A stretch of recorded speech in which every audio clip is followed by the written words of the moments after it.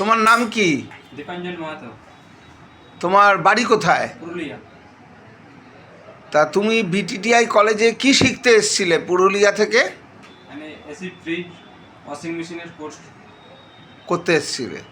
তা তুমি যে এখান থেকে ফ্রিজ, এসি, ওয়াশিং মেশিনের কোর্সটা করলে, তোমার কীরম লেগেছে? খুব ভালো লেগেছে। Very good. তা তোমাকে এখানে যে থিওরিটিক্যাল প্র্যাকটিক্যাল ক্লাস করানো হয়েছিল, স্যারেরা ঠিকঠাক সহযোগিতা করেছে? ঠিকঠাক ঠিকঠাক করেছিল। গুড। তা তুমি বিটিটিআই থেকে কি কোনো প্লেসমেন্টের সুযোগ সুবিধে পেয়েছো? হ্যাঁ স্যার, পেয়েছি। তা তুমি এখন কোথায় কাজ করছো? আমি স্যার এখানে বালিতে, সরি বেলগড়িয়াতে। কি করছো? আমি স্যার ভোল্টাস কোম্পানিতে। গুড, সার্ভিসের কাজ করছো। তা কোনো অসুবিধে হচ্ছে না তো? কোনো অসুবিধা নেই স্যার। Very good. তা তুমি কি এখন মনে করছো এই যে কাজটা তুমি শিখলে নিজেকে স্বনির্ভর করতে পেরেছো? হ্যাঁ স্যার, এখান থেকে শিখেছি বলে ওখানে আরও ভালো হচ্ছে। এখানে থিওরি হয়ে যাচ্ছে, প্র্যাকটিক্যাল ওখানে স্যার হয়ে যাচ্ছে। শিখছো প্লাস পয়সাও পাচ্ছো। হ্যাঁ স্যার।